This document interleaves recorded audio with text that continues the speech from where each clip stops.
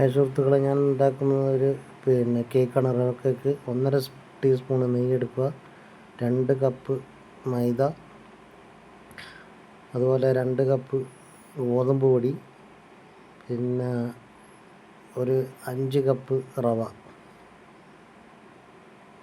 5-6 cup ആയാലും കുഴപ്പമില്ല. പിന്നെ 1 ടീസ്പൂണ് സോഡപ്പൊടി, അപ്പക്കാരെന്ന് പറയും. ഒരു 6 മുട്ട, പിന്നെ 4.5 ടേബിൾ സ്പൂണ് പഞ്ചസാര, പിന്നെ 1 ടീസ്പൂൺ ഉപ്പ്, പിന്നെ അല്പം ഏലക്കായ് പൊടിച്ചത് അല്പം ഉള്ളൂ. അത് ഞാൻ ചേർക്കുന്നുണ്ട്, നിങ്ങൾക്ക് വഴിയെ കാണാം. പിന്നെ അത് മിക്സാക്കുക. 1 ഗ്ലാസ് പാലെടുത്ത് വെക്കുക.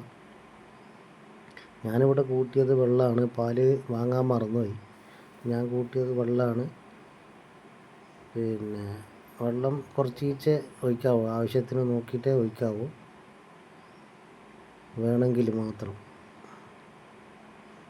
എന്നിട്ട് നല്ലോണം കുഴക്കുക. വെള്ളം ആദ്യം തന്നെ ഒഴിക്കരുത്. ആ മുട്ട കുഴച്ചതിന് ശേഷം വെള്ളം നോക്കിയിട്ടേ ഒഴിക്കാവൂ കേട്ടോ. നല്ലോണം കുഴച്ച് ടൈറ്റിൽ കുഴക്കണം. നല്ല ടൈറ്റ് വേണം. എന്നിട്ട് പരത്തിയതിന് ശേഷം നമ്മൾ ഏത് ആകൃതിയിലാണോ വേണ്ടത് അതേപോലെ കട്ട് ചെയ്തെടുക്കുക. എന്നിട്ട് ഞാനിപ്പോൾ വരച്ച് വെച്ചത് എന്ന് പറഞ്ഞാൽ ഒരു പൂ പോലെ കാണാനാണ്. നിങ്ങൾക്ക് പൊരിച്ച് വെച്ചാൽ കാണും. അതുപോലെ ആകാൻ വേണ്ടിയിട്ടാണ്. നല്ല ടേസ്റ്റ് ഉണ്ട്. അപ്പോൾ നല്ല ടേസ്റ്റ് ഉണ്ടാവും. എല്ലാവരും ഇതേപോലെ ഉണ്ടാക്കി നോക്കിയിട്ട് ഫീഡ്ബാക്ക് അറിയിക്കുക. ലൈക്ക് ചെയ്യുക, സബ്സ്ക്രൈബ് ചെയ്യുക. Okay, bye bye.